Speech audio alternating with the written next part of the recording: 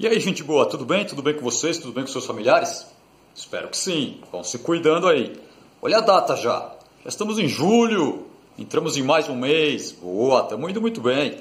Essas aulas gravadas funcionam? Funcionam para quem está levando a sério. Você está, né? Eu sei. Se você está assistindo a aula, beleza. Quando nós nos encontramos para discutir a matéria, eu sei quem está assistindo e quem não está. Porque quem está assistindo não está perdido. Quem não está assistindo está meio perdido lá na aula.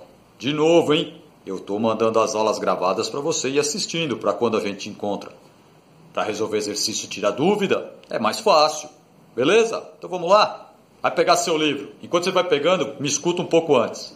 Nós vamos para a página 104, um capítulo que ele vai falar sobre a água, problemas e soluções. Pode ver que essa lousa agora está simples. Nem vou mandar foto da lousa hoje, tá? Nós vamos seguir pelo livro e vai dar tudo tranquilo. Vamos falar no livro sobre os usos da água, os agentes de desequilíbrio que ocorrem, as doenças na água contaminada, quando essa água tem alguns micro-organismos patogênicos, causadores de doença, e o tratamento da água. Beleza? Vai pegar o livro lá que eu vou pegar também. Olha o livro, página 104. Pega um lápis também, por favor. Por quê? Eu não vou ler o capítulo inteiro com vocês e nem vou pedir para você ler o capítulo inteiro, porque você vai desanimar na segunda folha. Eu sei, eu te conheço. Então, pega o lápis aí que na verdade nós vamos grifar as partes principais do capítulo. O que eu quero que você olhe são os gráficos, as tabelas, não precisa ficar gravando nada. Esse eu quero que você olhe. Agora a parte da leitura, vamos só grifar o principal que já vai estar bom demais, tá? Então pega um lápis aí. Acompanha comigo. Quando eu pedir para grifar, você grifa. Quando eu for pulando, não é que não é importante, mas é menos importante. O importante é a parte grifada. Tá com o lápis na mão? Acompanha comigo aí. Água, problemas e soluções.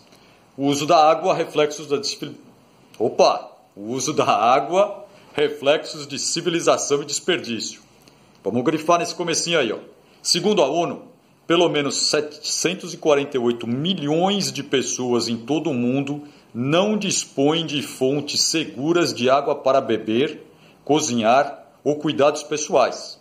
Enquanto isso, outras ainda se permitem um consumo que beira a irresponsabilidade. Tem muita gente que gasta água sem pensar e tem muita gente que não tem condição de ter uma água própria para o consumo. Você vai lembrar da aula passada, que eu até pus uma garrafa aqui assim, tirei uma gotinha.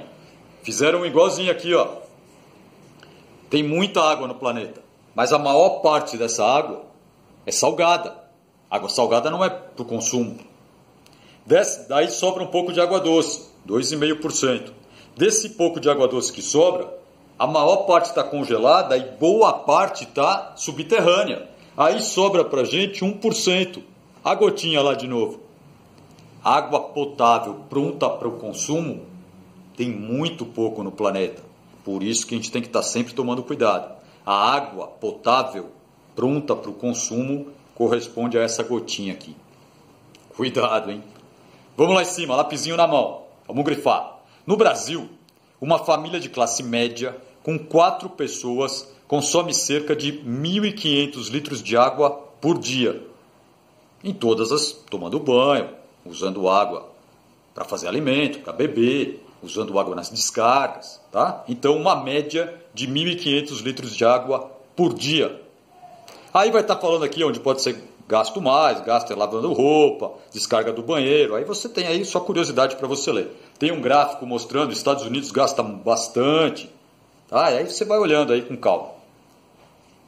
Vamos agora no outro parágrafo que nós vamos grifar inteiro. No Brasil, a porcentagem de domicílios conectados à rede pública de água é muito diferente no que se refere à população analisada. Somente 28,9% dos domicílios da zona rural são servidos pela rede pública de água, ao passo que na zona urbana, as cidades, esse número sobe para 88,3%. Observa-se também essa diferença nas regiões brasileiras. Aí aqui está mostrando uma tabelinha, só para você dar uma olhada. Total no país. Olha como varia realmente de uma região para outra. Olha o Sudeste, 92% conectado à rede de água. O Sul, 85%. O Norte, só 58%. Então, a rede de distribuição de água também. Continua grifando agora aí.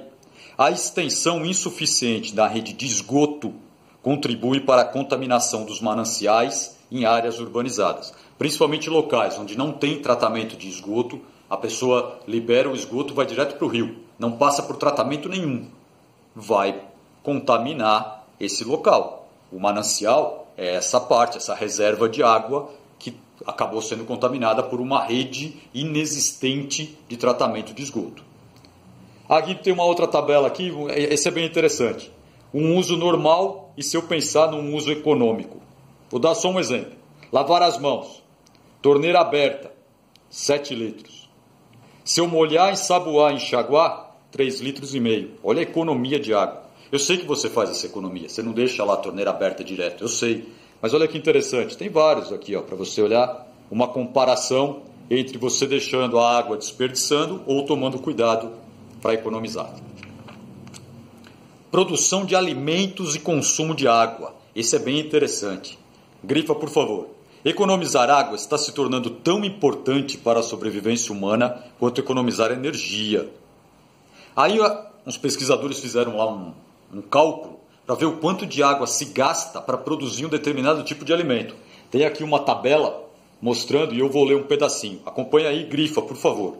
Segundo os cálculos do trabalho, publicado na revista americana Bioscience, são necessários, por exemplo, cerca de 2.000 litros de água para cultivar 1 quilo de soja e apenas 500 litros para 1 quilo de batata.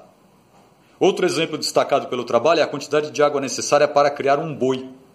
100.000 litros, considerando-se que ele bebe e que não é muito, mas a produção de seus alimentos, a pastagem e a ração. Bastante água para produzir alimento, hein? A gente nem pensa nisso. A gente vê o alimento, acha que nem gastou muita água. Mas olha ali, para produzir 1 quilo de soja, 2.000 litros de água. Está mostrando aqui na tabelinha. Alfafa, sorgo, usa muita água, tem que ficar regando ali, irrigando a plantação. Fala, e se chover? Se chover tudo bem, mas e se não chover? Eu vou usar essa água. E é uma água própria para o consumo. Então, olha a produção. Pulando. Agora nós vamos falar sobre a gente viu os usos da água. Agora vamos falar sobre os agentes que vão causar um desequilíbrio nesse ciclo. Fertilizantes inorgânicos e produtos sintéticos. Grifa. Largamente empregados na agricultura, os fertilizantes inorgânicos são dissolvidos e arrastados pela água da chuva ou irrigação, que é levado para o subsolo ou drenado até os rios. Jogou inseticida na lavoura, na hora que irriga ou na hora que chove, esse inseticida acaba chegando nos mananciais, nos rios.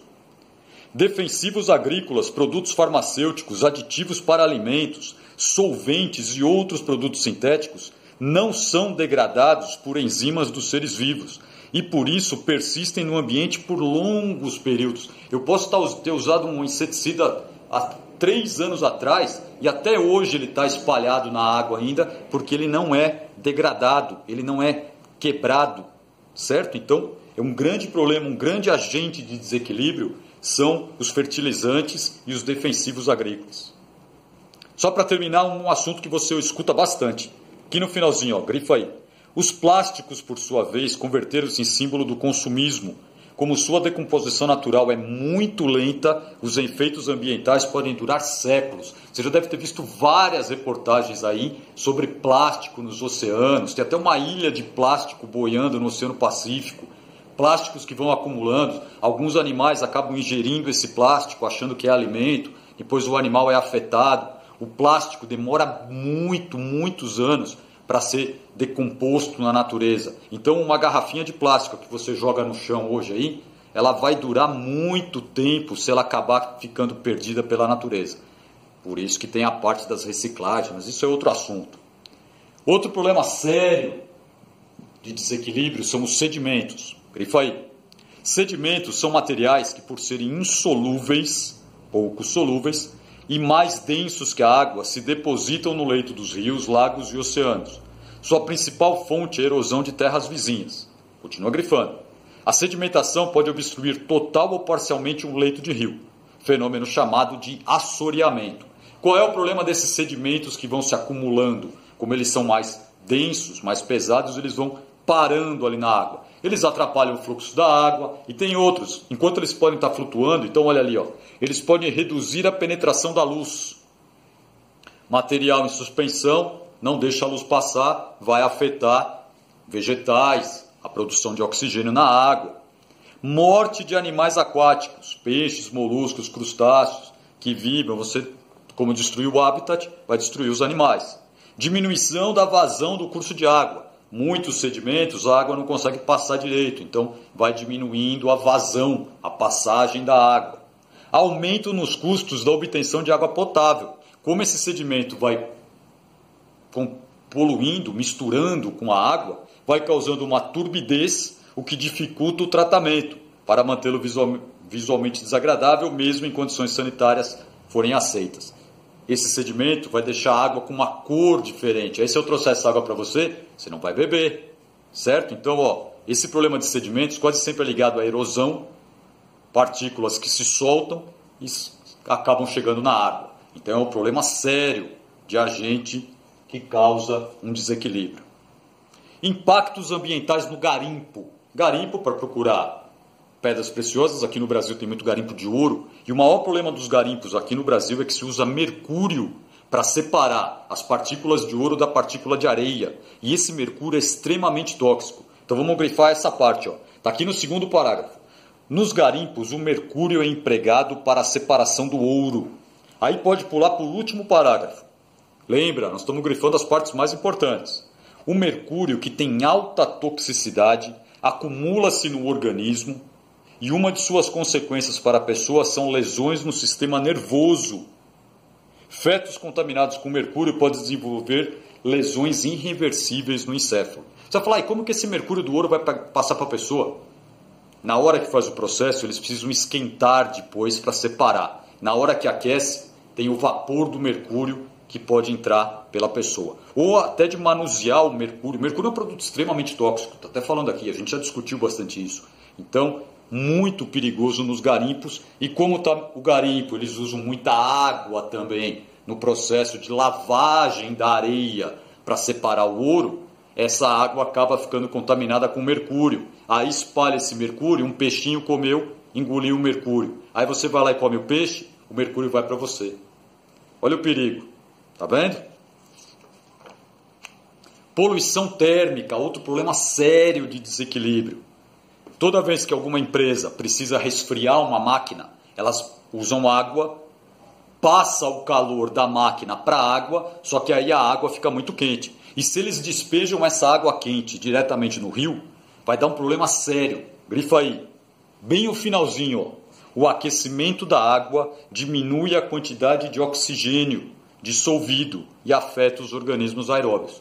Quando eu jogo água quente, tem menos oxigênio. O oxigênio sai, volatiliza.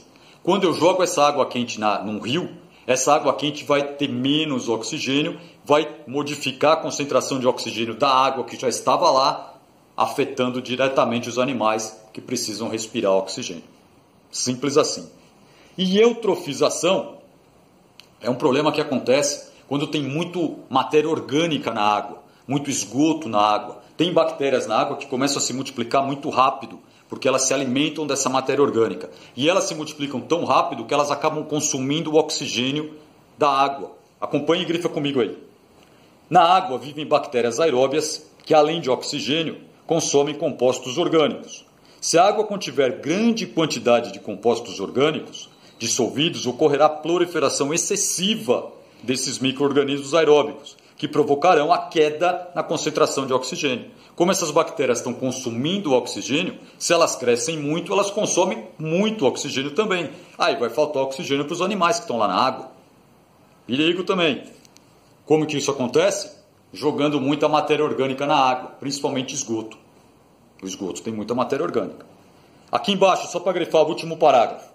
Com a redução acentuada da concentração de oxigênio na água e o acúmulo de matéria orgânica morta, a decomposição passa a ocorrer por bactérias anaeróbias, que geram como resíduos compostos de odor forte.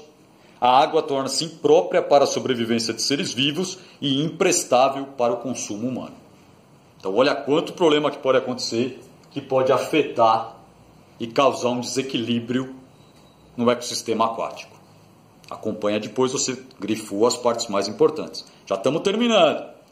Água na vida e na doença. Muitas doenças, grifa aí, são transmitidas pela água, que podem estar contaminadas por vírus, bactérias, cistos, ovos, larvas, geralmente provenientes de fezes de pessoas infectadas. Lembra, sem tratamento, a contaminação é muito maior.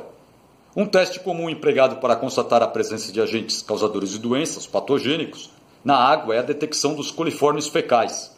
Aí aqui vai ter uma tabela mostrando as doenças, quem é o agente causador das doenças e o que ela pode fazer no corpo humano. Isso tudo doenças transmitidas pela água. Simples assim. Eu posso pegar a água, pode até parecer que ela está limpinha, está pronta para o consumo, mas ela pode estar contaminada com um desses micróbios. Bebi, me contaminei. Ou essa água pode ter sido usada para regar uma plantação, eu peguei o vegetal, não lavei direito, comi, peguei um desses micróbios também. Cuidado.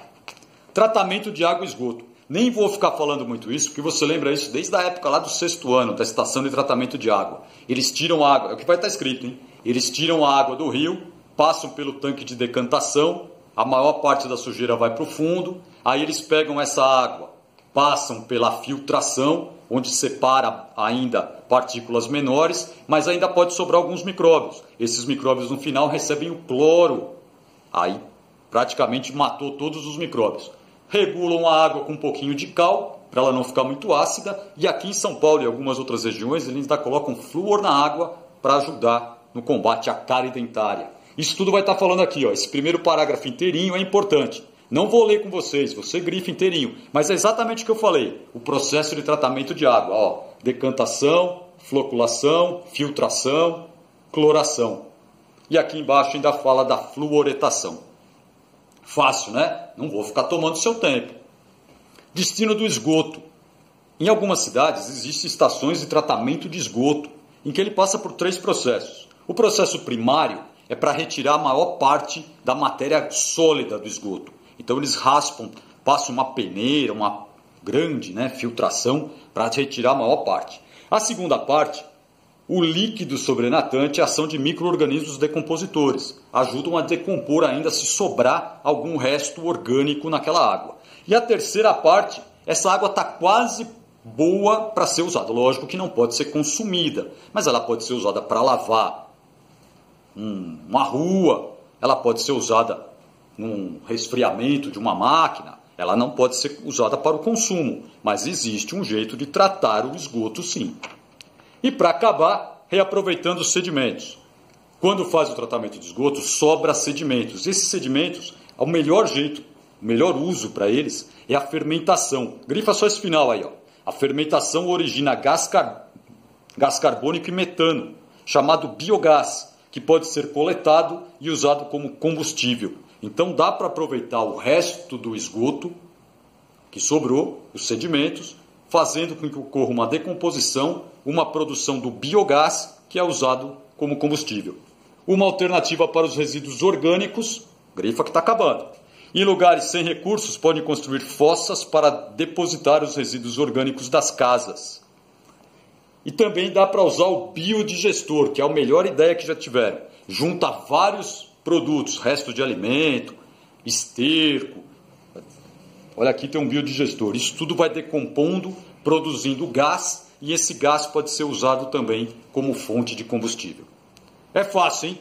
Falando bastante da água, na verdade a gente acabou falando mais de problemas com a água do que coisas boas com a água. Mas é porque a água tem que ser cuidada. A água é um bem muito importante. Nós precisamos muito da água, então nós precisamos cuidar da água. Faz a liçãozinha. É pequena, tá? Faz o que você conseguir aí quando a gente nos encontrar. Nós vamos nos encontrar para corrigir, para tirar dúvida. Aí a gente usa o tempo para isso. Beleza? Fica na paz. Assiste a inteira aula, hein? Fica na paz e até mais. Bom descanso.